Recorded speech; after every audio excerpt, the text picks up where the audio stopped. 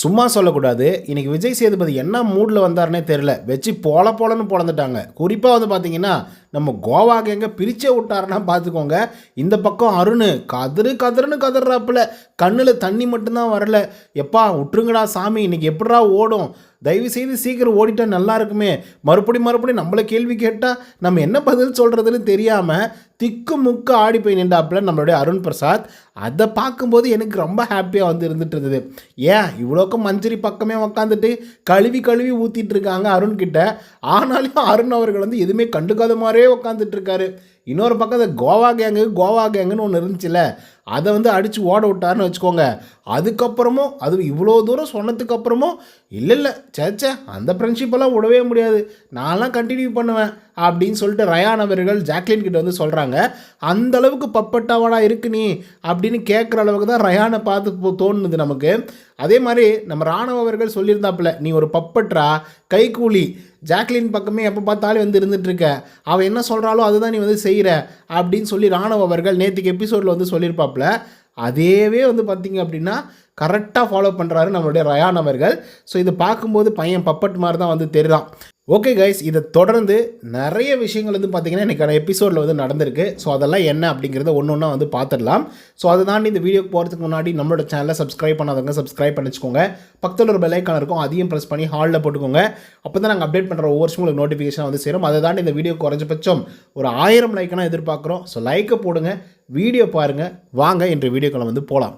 மனசை எடுத்த உடனே இல்லத்தில் இருக்கும் பேய்களை சந்திக்கலாம் அப்படின்னு வந்து சொல்கிறாப்புல. அதுக்கே பயங்கரமான ஒரு கைத்தட்டல்னா பார்த்துக்கோங்க. அந்த லெவலுக்கு வந்து பார்த்திங்கன்னா கைத்தட்டல் வந்து கிடச்சிது. அதுக்கப்புறம் நல்லா மேக்கப் போட்டது யார் அப்படின்னு சொல்லி கேட்குறாப்புல. இதில் ரஞ்சித் அவர்களுக்கு ஃபஸ்ட்டு கொடுக்குறாங்க. ரெண்டாவது வந்து பார்த்திங்கன்னா மஞ்சரி அவர்களை சொல்கிறாங்க. மூணாவதாக தர்ஷிகா, நான்காவதாக தீபக் அவர்கள். ஸோ இவங்க எல்லாருமே பெஸ்ட்டான பர்ஃபார்மன்ஸ் கொடுத்தவங்க தான். ஒரு டெவிலாக என்ன தூரம் பண்ண முடியுமோ அவ்வளோ தூரம் இறங்கி செஞ்சுருப்பாங்க. குறிப்பாக வந்து தர்ஷிகாவோட மேக்கப் வேறு லெவலில் அட்டகாசமாக வந்து இருந்தது. ஸோ அந்த மாதிரி தான் வந்து பார்த்திங்க அப்படின்னா இந்த 4 பேரையும் பயங்கரமாக அப்ரிஷியேட் பண்ணார். அதுக்கப்புறம் பவித்ரா கிட்ட வந்து பார்த்திங்க அப்படின்னா ஒரு கேள்வியை வந்து கேட்குறாங்க. என்னென்னா, நீ டெவிலாக பார்த்துருப்பில்லம்மா, அதில் வந்து பார்த்திங்கன்னா யாரை பார்க்கும்போது உனக்கு ஒரு பயங்கரமான ஒரு ஸ்கேரியாக இருந்தது அப்படின்னு சொல்லி கேட்கும்போது அதுக்கு வந்து நம்மளுடைய மஞ்சரியோட பேரை வந்து சொல்கிறாங்க. ஏன்னா பார்க்கும்போதே ஒரு பயம் வந்து இருக்குது ஒன்று. ரெண்டாவது, டாஸ்க்னால் என்ன வேணாலும் தருவாங்களா, எப்போ சாமி ஆளை விடுங்களான்னு ஓடி போகிற அளவுக்கு வந்து பார்த்திங்கன்னா டாஸ்க்காக வந்து கொடுத்துட்டு இருந்தாங்க மஞ்சரி. ஸோ அதனால் வந்து பார்த்திங்க அப்படின்னா எனக்கு அப்படி ஒரு விஷயம் வந்து தோணுச்சு அப்படிங்கிற மாதிரி வந்து சொல்கிறாங்க. அதுக்கப்புறம் சௌந்தர்யாவோட பேரை வந்து சொல்கிறாங்க. எதுக்காக அப்படின்னு பார்த்தீங்கன்னா, அவங்க கொஞ்சம் கூட ட்ரை பண்ணல, அவங்களால பண்ணியிருக்க முடியும், ஆனால் கொஞ்சம் கூட ட்ரை பண்ணல அப்படின்னு வந்து சொல்லியிருந்தாங்க. அது வந்து பார்க்குறதுக்கு கரெக்டாக வந்து இருந்தது. ஏன்னா எல்லாருக்குமே தெரியும் என்ன ப்ரிடிக்ஷன் அப்படிங்கிறது. அதே மாதிரி சௌந்தர்யா எப்படி கேம் ப்ளே பண்ணாங்க, அதே மாதிரி நம்ம ஜாக்லின் அவர்கள் எப்படி கேம் ப்ளே பண்ணாங்க அப்படிங்கிறது நமக்கு நல்லாவே தெரியும். ஸோ அதெல்லாம் வந்து பார்த்திங்கன்னா பார்க்கும்போதே நமக்கு அப்படி இருக்கும்போது உள்ளே இருக்கக்கூடிய ஆட்களுக்கு கண்டிப்பாக தெரிஞ்சிருக்கிறதுக்கான வாய்ப்புகள் இருக்குது. அதையும் பவித்ராவை பொறுத்தவரையிலையும் அவங்க பெருசாக வந்து பொய்யும் சொல்ல மாட்டாங்க.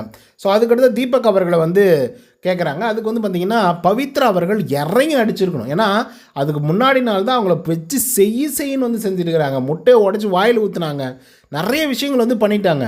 ஸோ அப்படிலாம் பண்ணிகிட்டு இருக்கும்போது அதுக்கு அடுத்த நாள் வச்சு செஞ்சுருக்கணும். டாஸ்க்கு தானேங்க, அதுக்கு வந்து வரைமுறையே கிடையாது. ஒரு கேரக்டரைசேஷனை நீங்களே எடுத்து வச்சுக்கிட்டு நீங்களாக பண்ணியிருந்துருக்கணும் அப்படின்னு சொல்லிட்டு தீபக் அவர்கள் ஒரு பக்காவான ஒரு பாயிண்ட் வந்து சொன்னாங்க. ஏன்னா ஒரு டாஸ்க்கை எப்படி பண்ணுறதுன்றது சுத்தமாக ஐடியா இல்லாமல் இருக்கலாம்.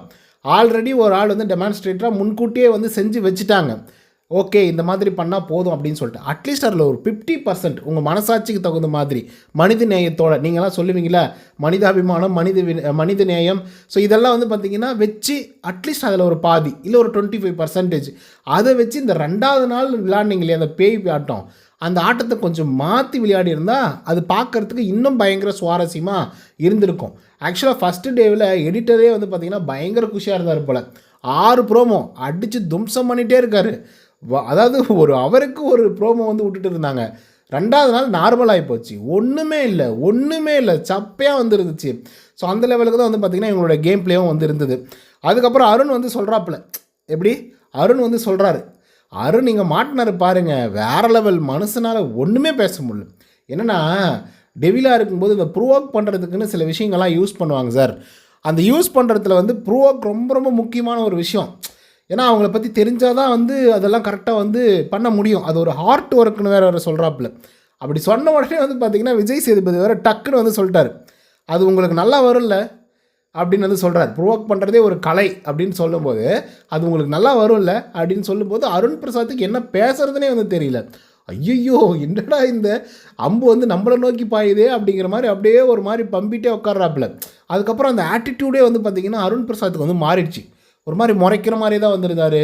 ஒரு மாதிரி ரெஸ்பான்ஸ் பண்ணுறதே வந்து ஒரு மாதிரி தான் பண்ணிகிட்டு இருந்தார்.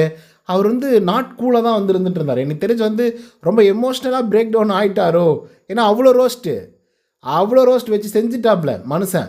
அது மட்டுமா பண்ணார், இந்த கோவா கேங்கில் போயிட்டு நீ அடிக்கடிக்கு கெஸ்ட்டாக வேறு போயிட்டு வரையாமே நீ அப்படின்னு சொல்லி கேட்கும்போது மொத்தமாக உடஞ்சிட்டார். அதை பற்றி கொஞ்சம் லேட்டராக டிஸ்கஸ் பண்ணலாம்.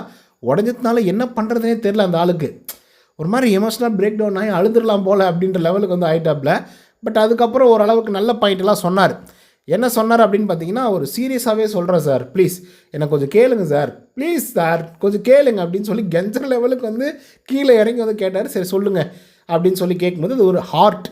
ஏன்னா ஒருத்தரை பற்றி முழுமையாக தெரிஞ்சாதான் பாரு. இதனால தான் எனக்கு வந்து அருண் பிரசாத் ரொம்ப பிடிக்கும். அவர் அந்த ஆள் வந்து சொதப்பார் தான், ஆனால் ஒரு சில இடங்கள் வந்து கரெக்டாக பேசுவாப்புல. அதாவது இது ஒரு ஹார்ட். அவங்கள பற்றி முழுசாக தெரிஞ்சால் மட்டும்தான் அவங்கள வந்து உள்ளே போய் அவங்க மண்டைக்குள்ளே போய் ஒன்று ப்ரொவோக் பண்ண முடியும். இல்லைன்னா அவங்களுக்கு ஆறுதலாக நம்ம வந்து இருக்க முடியும். அவங்கள பற்றி தெரிஞ்சிருந்தால் மட்டும்தான். அந்த விஷயத்தை வந்து பண்ணுறதுனால நான் அந்த ஒரு ஆர்ட் ஒர்க்காக நான் பார்க்குறேன் சார் அப்படின்னு வந்து சொல்கிறாங்க. இது வரைக்கும் நல்லா சொன்னார். அதுக்கப்புறமா ஒரு விஷயத்தை வந்து சொன்னாப்புல. அது என்ன அப்படின்னு பார்த்தீங்கன்னா, இந்த சோப்பை கீழே ஊற்றுறது, அதை வந்து வார சொல்கிறது, அதுக்கப்புறம் முட்டையை உடச்சி வாயில் ஊற்றுறது, இதெல்லாம் எனக்கு வந்து சுத்தமாக பிடிக்கவே இல்லை சார் அப்படிங்கிற மாதிரி நம்ம அருண் பிரசாத் சொன்ன உடனே விஜய் சேதுபதி டக்குன்னு வந்து நோஸ் கட் பண்ணிட்டாப்புல. நோஸ் கட் பண்ணிட்டு என்ன சொல்லிட்டார் அப்படின்னா, இங்கே பாருங்கள் அருண், டாஸ்க் முடிஞ்சு ரொம்ப நேரம் ஆகிப்போச்சு. திரும்பி நீங்கள் அதையே வந்து சொல்லிகிட்டு இருக்காதீங்க. நாங்கள் லைவ்லேயே பார்த்தோம், எபிசோட்லேயும் பார்த்தோம், மஞ்சரியை பற்றி என்னென்ன பேசுகிறீங்க அப்படிங்கிறதெல்லாம் நாங்கள் பார்த்துட்டு தான் வந்து இருந்துகிட்ருக்கோம். தயவுசெய்து டாஸ்க் முடிஞ்சு அதை விட்டு வெளியே வாங்க, அதிலே வந்து இருக்காதீங்க, எப்போ பார்த்தாலும் ஒரு ஆளை வந்து குறை சொல்லிக்கிட்டே இருக்காதீங்க அப்படின்னு சொல்லி விஜய் சேதுபதி அவர்கள் பேசுனது அட்டகாசமாக வந்து இருந்தது. ஏன்னா அந்த டாஸ்க் முடிஞ்சதுக்கப்புறம் கூட மஞ்சரி இதை பண்ணிட்டாங்க, அதை பண்ணிட்டாங்க, அதை செஞ்சுட்டாங்க, இதை செஞ்சுட்டாங்க அப்படின்னு வந்து இந்த மனசை சொல்லிக்கிட்டே வந்து இருந்தார். ஸோ அந்த கன்க்ளூஷனுக்காக தான் விஜய் சேதுபதி அவர்கள் வந்து பக்காவாக வந்து சொன்னாப்புல. அதே மாதிரி அருண் பிரசாத்துக்கிட்ட இப்போ நான் என்ன கேட்குறேன்றது உங்களுக்கு புரியுதா இல்லையா? இஷ்டத்துக்கு ஏதோ ஒன்று சொல்லிகிட்டு இருக்காதீங்க. தீபக் உங்களுக்கு புரிஞ்சில்ல, அவருக்கு வந்து எக்ஸ்ப்ளனேஷன் கொடுங்க அப்படின்னு வந்து சொல்கிறாப்புல. உடனே தீபக் வந்து வேறு லெவலில் பண்ணிட்டாருங்க சம்பவம். என்ன பண்ணிட்டார் அப்படின்னா, அதாவது நம்ம ஃபஸ்ட்டு டே வந்து கேம் ப்ளே பண்ணோமா, நான் வாங்கடா பார்த்துக்கலான்னு கத்தி எடுத்துகிட்டு போய் குத்த ஆரம்பித்தோமா, ஆனால் அவங்க என்ன பண்ணாங்க தெரியுமா, டே 2ல் அந்த கத்தியை வாங்கிட்டு தடவ ஆரம்பிச்சிட்டாங்க அப்படிங்கிற மாதிரி வந்து சொல்லியிருந்தாப்புல. பயங்கரமான கைத்தட்டல் தீபக்கு. அருண் பிரசாத்துக்கு நோஸ் கட்டு அப்படியாரப்பட்ட ஒரு நோஸ் கட்டு. அதுக்கப்புறம் விஜய் சேதுபதி அவர்கள் வந்து விஜய் விஷாலையும் வச்சு தாளின்னு வந்து தாளிச்சார் அப்படின்னு தான் வந்து சொல்லி ஆகணும். குறிப்பாக வந்து நீங்கள் வந்து ஏஞ்சலாக இருந்தீங்க இல்லையா, 2வது நாளே நீங்கள் ஏஞ்சலாகவே இருக்கிறதுக்கு ட்ரை பண்ணிங்களாட்டம் இருக்குது. ஆனால் என்ன ஒன்று அந்த டீமனுடைய காஸ்டியூம் மட்டும் தான் போட்டுட்டு இருந்தீங்கல்ல விஜய் விஷால், ஏதாவது கேட்டாக்கா பிடுங்கிட்டு வந்துடுறது அப்படி தானே அப்படின்னு சொல்லி பிடிச்சி செஞ்சு விட்டுருந்தாப்புல. அதுக்கப்புறம் சத்யா அவர் என்னவோ சொல்ல வந்தாப்புல, அதாவது அவங்க எங்களுக்கு ஒரு விஷயத்தை வந்து பண்ணிட்டாங்க சார், அதை நான் மறுபடியும் பண்ணக்கூடாதுன்னு நினைக்கிறதெல்லாம் தாண்டி அவங்க பண்ணதை மட்டும் நான் பண்ணேன் சார், புதுசாக எதுவுமே நான் யோசிக்கலை சார் அப்படின்னு சொல்லும்போது, அது கரெக்டு தான். நீங்கள் என்ன ஒரு கேங்ஸ்டர் மாதிரிலாம் நடந்துக்கிறீங்க, ஏன்னா சட்டையில் இருக்கக்கூடிய பேட்சை பிடுங்கிட்டு வந்து வந்துடுறீங்க அப்படின்னு சொல்லி மிரட்டி விட்டாப்புல. ஸோ இது வந்து பார்த்திங்கன்னா ஒரு நார்மலான ஒரு ரோஸ்ட்டு தான் சொல்லப்போனால். ஆனாலும் இதெல்லாம் கண்டிப்பாக தேவை சத்யா அவர்களுக்கு. ஒரு விஷயம் க்ரியேட்டிவாக நீங்கள் வந்து யோசிக்க முடியலன்னா அந்த கேமுக்குள்ளே நீங்கள் என்னத்தை சுவாரஸ்யத்தை கொண்டு வந்துட முடியும். அதே மாதிரி மக்கள் உங்களை எப்படி அக்செப்ட் பண்ணிப்பாங்க அப்படிங்கிற ஒரு கேள்வி வந்து இருக்குது. ஏன்னா சத்யா அவர்களுடைய ஒப்பீனியன்ஸ் எல்லாம் இப்படி தான் இருக்குது. ஏதோ அப்படி சொல்லாமே அப்படிங்கிற மாதிரி சொல்கிறது, இது எதுக்கு சொல்லணும் அப்படிங்கிற மாதிரி யோசிக்கிறது. ஸோ இந்த மாதிரி நிறைய நேரங்கள் வந்து பார்த்திங்கன்னா சத்யா அவர்கள் வந்து பண்ணிக்கிட்டே இருக்கிறதுனால பார்க்குற நமக்கு வந்து அவர் மேலே ஒரு பெருசாக வந்து கன்சர்னும் வர்றதில்ல, இன்ட்ரெஸ்டிங்கும் வர்றதில்ல. எவ்வளோ தான் அவருக்கு வந்து ஒரு அப்ரிஷியேஷன், லாஸ்ட் வீக்லாம் அப்ரிஷியேஷன் ஹெவியாக கொடுத்தாப்புல விஜய் சேதுபதி. அதுக்கப்புறமா நீங்கள் அதே மாதிரி இருக்கீங்க அப்படின்னா எப்படி, அது என்ன அர்த்தத்தில் நம்ம எடுத்துக்கிறது? இப்போ குறிப்பாக இப்போ டெவில் எப்படி இருக்கணும் அப்படிங்கிறத முன்கூட்டியே வந்து பண்ணி காமிச்சிட்டாங்க. பக்கம் தீபக் அவர்கள், அதுக்கப்புறம் மஞ்சரி அவர்கள், நம்ம முத்துக்குமரன், தர்ஷிகா இவங்கெல்லாம் பண்ணி காமிச்சிட்டாங்க. ஸோ அப்படி இருக்கும்போது நீங்கள் அதில் ஒரு ரெஃபரன்ஸ் எடுத்து கொஞ்சமாக பண்ணுறதுக்கு கூட உங்களுக்கு என்னடா உங்களுக்கு பிரச்சனை அப்படிங்கிற மாதிரி. இதுக்கு தீபக் அவர்கள் வந்து சூப்பராக சொல்லியிருப்பாப்புல. என்னென்னா, நான் ஒரு கேரக்டரை வந்து எடுத்தேன், அந்த கேரக்டரில் நிறைய கேரக்டரை உள்கொண்டு வந்தேன், அதான் விஜய் சேதுபதி உங்களுடைய கேரக்டரையும், அதுக்கப்புறம் கமல் சார்கிட்ட இருந்து கொஞ்சம், அப்புறம் பாப்பா கிட்டேருந்து கொஞ்சம், ஸோ உங்களுடைய கலவையில் வந்து நான் ஒன்று பண்ணணும்னு நினச்சேன். அதை நான் பண்ணேன். அது வந்து பெஸ்ட்டாக வந்துச்சு. ஏன்னா நான் ஆடிஷனே நான் பார்த்ததில்ல. ஸோ ஆடிஷனுக்கு நான் என்னை தயார்படுத்திக்கிறதுக்காக நான் இந்த கேரக்டரை எடுத்து பண்ணேன் சார்னு வந்து சொல்லியிருப்பாப்புல. இப்போ எண்ட் ஆஃப் தி டே நீங்கள் கேமுக்குள்ளே இருக்கீங்க அப்படிங்கிறதெல்லாம் தாண்டி இதை வச்சு உங்களுடைய ஆப்பர்ச்சுனிட்டி வந்து க்ரியேட் ஆகும் அப்படிங்கிறதா உண்மை. ஏன்னா இங்கேருந்து வெளியே போயிருக்கக்கூடிய ஆட்கள் நிறைய பேர் வந்து ஷைன் அப் வந்து ஆயிருக்காங்க. ஸோ அப்படி இருக்கும்போது உங்களால் முடிஞ்ச டேலண்ட்டை நீங்கள் காட்டும்போது மட்டும்தான் அங்கேருந்து யாராவது ஒரு சம்திங் பீப்புள்ஸ் வந்து அவங்கள சூஸ் பண்ணி, ஓகே இந்த பையனை வந்து ஹீரோவாக நடிக்க வைக்கலாம், இந்த பையனை ஒரு காமெடியனாக பண்ணலாம், இந்த பையனை ஒரு சைடு ஆக்டராக வந்து கொண்டு வந்துடலாம் அப்படிங்கிற மாதிரி ஒரு விஷயத்துக்கே உள்கொண்டு வருவாங்க. ஸோ அந்த ஒரு விஷயத்தை வந்து மண்டைக்குள்ளே ஏற்றிக்காமல் நான் வெளியே போய் வேலைக்கு பார்த்துக்கிறேன், நான் வெளியே போய் நிறைய வேலைகள் பார்க்கணும், நான் படத்தில் நடிக்கணும் அப்படின்னு சொல்லி சத்யா அவர்கள் நிறைய தடவை சொல்லி நான் பார்த்துருக்கேன். அப்படி இருக்கும்போது உங்களுக்கு ஒரு ஆப்பர்ச்சுனிட்டி வந்து கிடைக்கிது. ஒவ்வொரு நாளும் மக்களை நீங்கள் சந்திக்கக்கூடிய ஆப்பர்ச்சுனிட்டி கிடைக்கும்போது உங்களை நீங்கள் ப்ரூவ் பண்ணிக்கணும். உங்களுக்கு என்ன டேலண்ட் இருக்குது அப்படிங்கிறத மக்களுக்கு சொல்லணும். மக்களுக்கு சொன்னீங்க அப்படின்னா மக்கள் ஆட்டோமேட்டிக்காக உங்களை ஆதரிப்பாங்க. ஆதரிக்கிறாங்க அப்படின்னா எங்கெல்லாம் உங்களுடைய ப்ரொஃபைல் போய் சேரணுமோ அங்கெல்லாம் உங்களுடைய ப்ரொஃபைல் போய் சேரும். ஸோ அதனால் நன்மைகள் உங்களுக்கு மட்டும்தான் அப்படிங்கிறத நானும் வந்து என்னுடைய கருத்துக்கள் மூலிமா சொல்லணும்னு நினைக்கிறேன். இதில் வேலை ரயான் அவர்களை எழுப்பி கேள்வி கேட்டால் என்னமோ அவங்க ரொம்ப டஃப்பான டார்கெட்டுன்னு நினச்சிட்டாங்க போல். அதனால தான் யாருமே என்னை வந்து பெருசாக வந்து ட்ரையே பண்ணல அப்படிங்கிற மாதிரி வந்து சொன்னாப்புல. அந்த 2 நாளில் ரயான் எங்கே இருந்தான்னு கூட எனக்கு தெரியல. அட்லீஸ்ட் ரஞ்சித் அவர்களும் ஜெப்ரி அவர்களும் அந்த ஸ்க்ரீன் ஸ்பேஸில் கொஞ்சமாவது வந்தாங்க. ஏன்னா அது ஒரு பிரச்சனையாக வந்து கிரியேட் ஆனதுனால. ஆனால் ரயானுடைய கேம் பிளே சுத்தமாக கிடையாது. அதுதான் நம்ம சொல்லியே ஆகணும். அதுக்கப்புறம் மஞ்சரியை வந்து கேட்குறாங்க, என்னம்மா மஞ்சரி ஏன் நீங்கள் வந்து அவங்கள வந்து டார்கெட் பண்ணல அப்படின்னு சொல்லி கேட்கும்போது அதுக்கு பட்டுன்னு மஞ்சரி அவர்கள் எந்திரிச்சு நிப்பாட்டி பட்டுன்னு சொல்லி போட்டாங்கப்பா. வேறு லெவல் ரோஸ்ட்டு அந்த பொண்ணும் பண்ணிச்சு, வெறித்தனமாக பண்ணிச்சு. என்னென்னா சார் நான் அவனை பார்க்கும்போது அவன் பயங்கர போரிங்கான ஒரு கண்டஸ்டண்ட்டாக இருக்கான் சார், ஒரு ஏஞ்சலாக வந்து இருக்கான் சார். அப்படி இருக்கும்போது நான் அந்த இடத்துக்கு போய் அவங்ககிட்ட வந்து ப்ரொவோக் பண்ணுற ஐடியாவிலே நான் இல்லை அப்படிங்கிற மாதிரி வந்து சொன்னாங்க. அதே மாதிரி விஜய் விஷால் கூட அதே மாதிரி போரிங்கான ஏஞ்சல் தான் சார், அவங்ககிட்டையும் நான் போயிட்டு ஏதாவது புதுசாக ட்ரை பண்ணி ப்ரொவோக் பண்ணுற மாதிரி எனக்கு ஐடியாவே வரல அப்படின்னு சொல்லிட்டாங்க. ஸோ இதில் வந்து பார்த்திங்க அப்படின்னா வெறித்தனமாக பண்ணி விட்டாங்க. அதுக்கப்புறம் விஜய் விஷால் எந்திரிக்கிறாப்புல. ஏன்னா எந்திரிச்சு வந்து ஒரு டேஞ்சரான டெவில்னால் அது மஞ்சரியை தான் சார் நான் சொல்லி ஆகணும். ஏன்னா அந்த முட்டை இதெல்லாம் வந்து உடச்சி வாயில் ஊற்றி இந்த மாதிரி நிறைய விஷயங்கள் வந்து பண்ணாங்க சார் அப்படின்னு சொல்லும்போது இதுக்கு விஜேஎஸ் பயங்கரமான ஒரு நோஸ் கட் வந்து கொடுக்குறாப்புல. அப்போ வேறு என்ன பண்ணணும்னு நீங்கள் சொல்லுங்கள் விஜய் விஷால், வேறு என்ன பண்ணால் அது கரெக்டாக இருந்திருக்கும் அப்படின்னு நீங்கள் சொல்லுங்களேன். இதுதான் பண்ணணும், எக்ஸ்ட்ரீமாக போகணும், மனிதாபிமானம் இருக்கக்கூடாது, இரக்கம் இருக்கக்கூடாது, இரக்க குணங்கள் வந்து இருக்கக்கூடாதுன்னு சொன்னதுக்கப்புறம் என்ன பண்ணணும்னு நீங்கள் சொல்லுங்கள், நம்ம வந்து கேட்கலாம் அப்படின்ற மாதிரி வந்து சொன்னாங்க. அதுக்கப்புறம் வந்து பார்த்திங்கன்னா முத்துக்குமரன் சரியான எக்ஸ்ப்ளனேஷன், வெறித்தனமான எக்ஸ்ப்ளனேஷனு. அந்த டே 1 வந்து நாங்கள்லாம் டெவிலாக என்ன பண்ணணும்னு பயங்கரமாக ஹார்ட் ஒர்க் பண்ணோம் சார். ஆனால் டே 2 டெவிலாக நம்ம என்னெல்லாம் பண்ணக்கூடாது அப்படின்றத அவங்க பயங்கரமாக ஹார்ட் ஒர்க் பண்ணி எதுவுமே பண்ணாமல் வந்து போயிட்டாங்க சார் அப்படின்னு சொல்லிட்டு. அதுவும் நாங்கள்லாம் வந்து ப்ரொவோக் பண்ணிட்டு தான் அந்த பேட்சே வந்து வாங்கியிருந்தோம், ஹார்ட்டை வாங்கிட்டு இருந்தோம். ஆனால் இவங்க ஹார்ட்டை பிடிக்கிட்டு அதுக்கப்புறம் ப்ரோவோக் ஆகிட்டீங்க, அதனால் ஹார்ட்டை கொடுங்கன்னு பிடிச்சி இழுத்துட்டு வெளியே போகிறாங்க சார். பார்க்கவே செம மோசமாக இருக்குது சார் அப்படின்னு சொல்லி கலாச்சி விட்டு தள்ளியிருப்பாப்புல நம்மளுடைய முத்துக்குமரன் அவர்கள். இதில் வந்து விஜய் விஷால் அண்ட் பவித்ராவுடைய பேரை வந்து சொல்லியிருப்பாப்புல. ஏன்னா இவங்க டே 1 ஏஞ்சலாக தான் இருந்தாங்க, டே 2 இவங்க ஏஞ்சலாக தான் இருந்துகிட்டு இருந்தாங்க சார், டெவிலோடைய காஸ்டியூம் மட்டும் தான் மாற்றிருந்தாங்க அப்படின்னு சொல்லி அந்த இடத்துல பயங்கரமாக கலாச்சிருந்தார். சரி ஓகே, இந்த கண்டென்ட் ரொம்ப நீண்டுகிட்டே வந்து போயிட்டுருக்கு. ஸோ அதுக்கு அடுத்த கண்டென்ட்டுக்கு வந்து நம்ம வந்துடலாம். என்னென்னா ஜாக்லின் வந்து எந்திரிச்சு இந்த கேள்விக்கு வந்து பதில் சொல்லணும் அப்படின்னு சொல்லி தான் எந்திரிச்சாங்க. அப்போ ஜாக்லின் என்ன சொல்கிறாங்க அப்படின்னா, நானே சரியாக பண்ணல சார், என்ன சார் பண்ணுறது அப்படின்னு சொல்லி கேட்கும்போது, எனக்கே தெரியுமா அது நீ ஒன்றுமே பண்ணல அப்படிங்கிறது எனக்கே தெரியல, இந்த வேலையை செய்யாதீங்க ஃபஸ்ட்டு, சும்மா நீங்களாக ஒரு டிஃபென்சிவாக வந்து ஒரு விஷயத்தை வந்து பேசி அதை அப்படியே பூசி மொழிக்கி அப்படி பண்ணாதீங்க. ஏன் பண்ணல ஷார்ட் அண்ட் ஸ்வீட்டாக சொல்லு, ஏன் அதை விட்டு வந்து சுற்றி விட்டுக்கிட்டே இருக்குது அப்படின்னு சொல்லி பயங்கர கடுப்பாக இருந்தார் ஜாக்லின் கிட்ட வந்து சொல்லும்போது. அந்த இடத்துல வந்து பார்த்தீங்கன்னா நீங்களாம் ஒரு குரூப்பாக இருக்கீங்கள அப்படின்னு சொல்லி போட்டு உடைக்கிறாப்புல. ஸோ அதுக்கப்புறம் நிறைய விஷயங்கள் வந்து பார்த்திங்கன்னா கேட்கப்படுது, என்ன பிடிச்சிருக்குது என்ன பிடிக்கல, யார் வந்து நல்லா பண்ணாங்க அப்படின்லாம் கேட்கும்போது அன்ஷித் அவர்கள் வந்து மஞ்சளுடைய பேரை வந்து சொல்கிறாங்க. கேட்டால் உப்பை தூவினாங்க அப்படின்னு சொல்கிறாங்க. உப்பை உங்களால் சாப்பிட முடியல அப்படின்னா நீங்கள் அந்த ஆட்டத்தை க்ளோஸ் பண்ணிட்டு ஆட்டை தூக்கி கையில் கொடுத்துட்டு வர வேண்டியது தானே, இது ஒரு டாஸ்க்கு தானே, என்ன ஆகிட போகுது, ஆடுங்க, ஆடாமல் போங்க, எதனா ஒன்று பண்ணுங்கள். அதை விட்டுட்டு வந்து நீங்கள் எப்போ பார்த்தாலும் டாஸ்க் இதுதான் சொல்லியாச்சு, ரூல்ஸ் அண்ட் ரெகுலேஷன் இதுதான் சொல்லியாச்சு, அதுக்கப்புறம் அவங்க ஏதோ ஒரு ப்ளே பண்ணும்போது அதுக்கு நீங்கள் ஒத்துழைக்காமல் எப்போ பார்த்தாலும் சண்டையே போட்டுக்கிட்டு மூஞ்ச முறுக்கிக்கிட்டு அதுக்கப்புறம் இங்கே வந்து டிஃபென்சிவாக பேசிக்கிட்டே இருந்தால் என்ன அர்த்தம் அப்படின்னு சொல்லி போட்டு போலன்னு வந்து போலந்தாப்புல.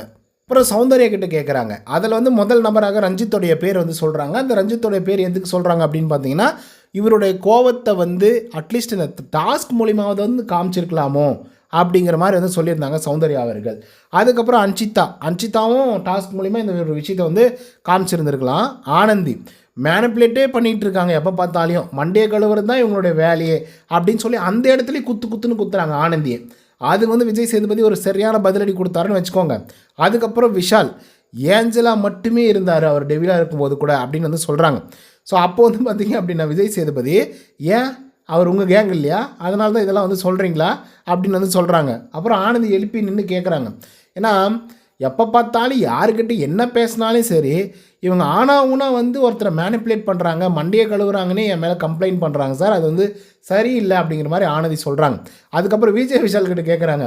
விஜய் விஷால் உங்கள்கிட்ட ஆனந்தி என்ன மண்டையை கழுவிட்டு இருந்தாங்களா அப்படின்னு சொல்லி கேட்கும்போது விஜய் விஷாலும் வந்து பட்டுன்னு சொல்லிடுறாரு. அப்படிலாம் ஒன்றும் சொல்ல சார், கேஷுவலாக தான் வந்து அவங்க என்னை வந்து ப்ரோக் பண்ண ட்ரை பண்ணிட்டு இருந்தாங்க, அவ்வளோதான் சார், வேறு ஒன்றும் கிடையாது அப்படிங்கிற மாதிரி வந்து சொல்லிட்டு இருந்தாங்க. ஸோ இதில் வந்து பார்த்திங்கன்னா சௌந்தர்யாவோட மூக்கு வந்து அந்த இடத்துல வந்து உடைக்கப்பட்டது அப்படின்னு தான் வந்து சொல்லி ஆகணும். குறிப்பாக அவர் என்ன உங்கள் கேங்கில் எல்லாத்தினாலும் இதெல்லாம் சொல்கிறீங்களா அப்படின்னு சொல்லி கேட்கும்போது அப்புறம் மஞ்சரி வந்து சொல்கிறாங்க. முதல் நாள் எங்களை பார்த்து இவங்கெல்லாம் பயந்து நடுங்கிட்டு இருந்தாங்க, ரெண்டாவது நாள் எப்போ எங்களை பார்த்து இவங்க என்னென்னமோ கற்றுட்டு ரெண்டாவது நாள் எப்படி பண்ண போகிறாங்க அப்படின்னு சொல்லி நானும் நினச்சேன்.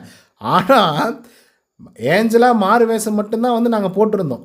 எப்படி ஏஞ்சலா நாங்கள் மட்டும்தான் மாறு வேஷம் போட்டிருந்தோம், அதே மாதிரி இவங்களும் டெவில் மாதிரி ஒரு வேஷம் போட்டு ஏஞ்சலாக இருந்தாங்க சார் அப்படின்னு வந்து போட்டு உடைக்கிறாங்க அந்த இடத்துல.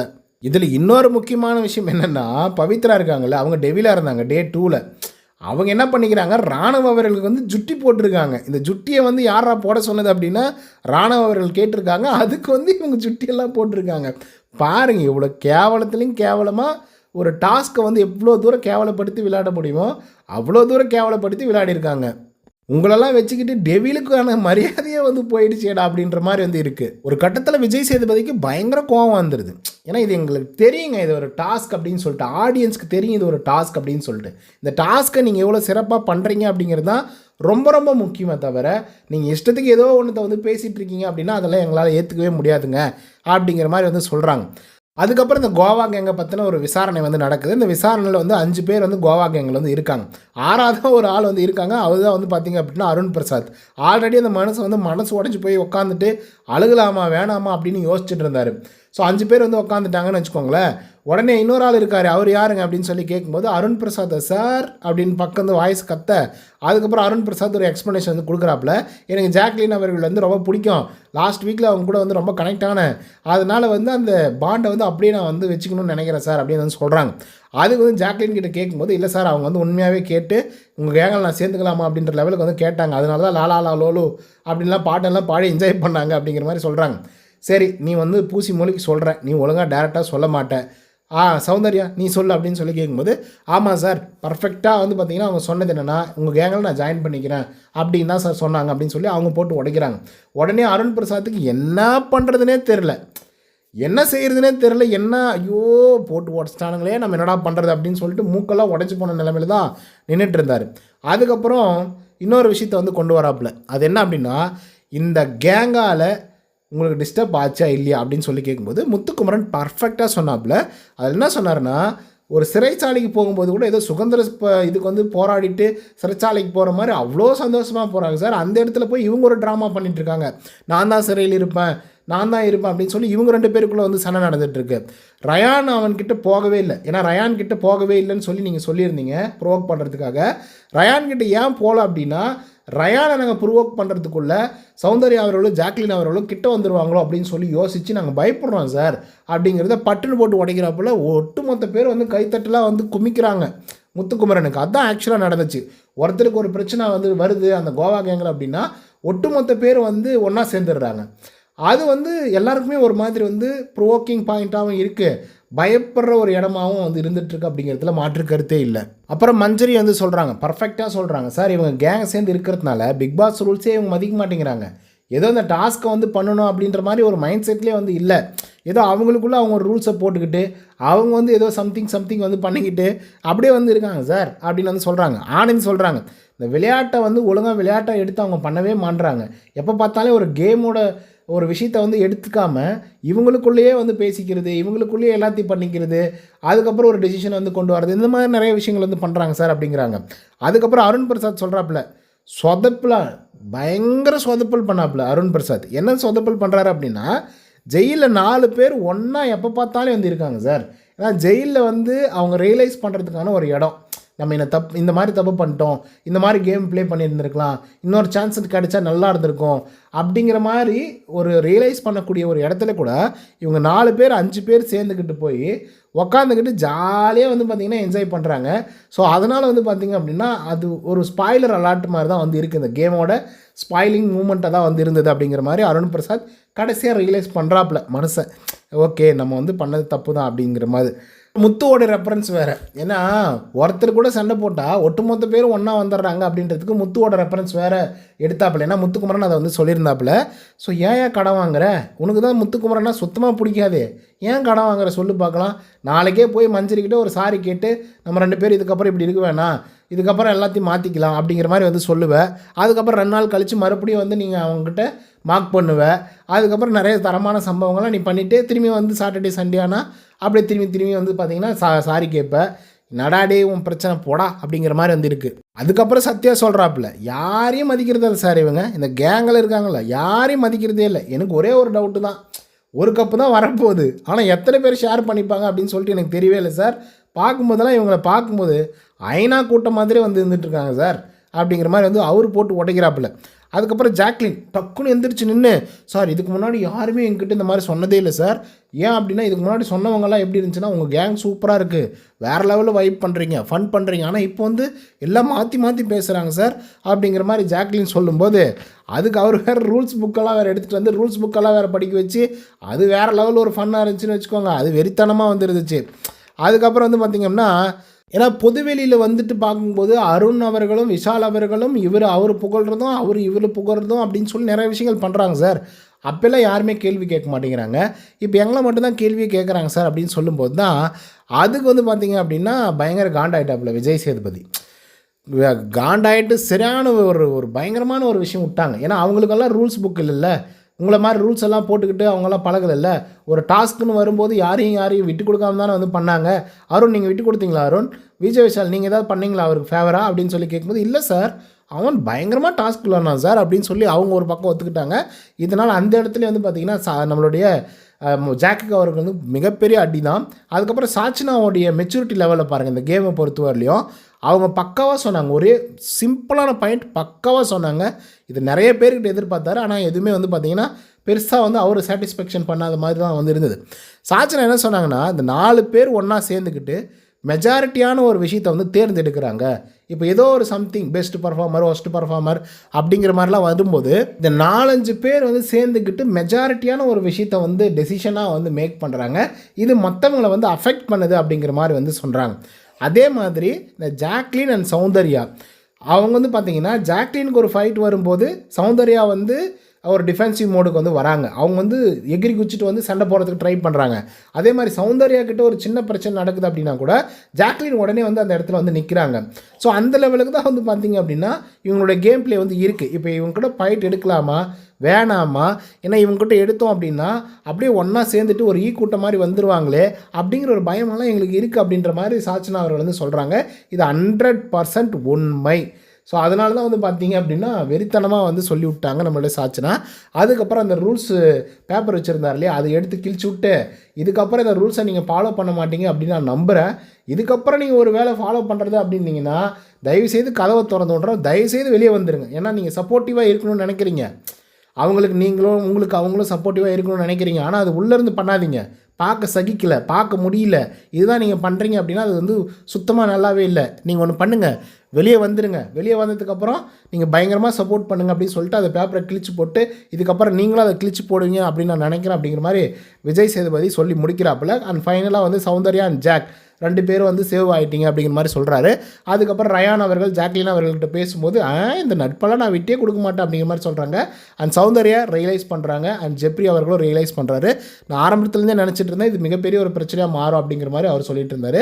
ஸோ பார்ப்போம் கோவா கேங் உடையுமா மறுபடியும் ஒன்று கூடுமா அப்படிங்கிறத பொறுத்து தான் பார்க்கணும். ஸோ இன்றைக்கான ரோஸ்ட் தரமாக இருந்ததா இல்லையா அப்படிங்கிறத கமெண்ட்டில் வந்து பதிவு பண்ணுங்கள். இந்த வீடியோ கொஞ்சம் லென்த்தாக போயிடுச்சு.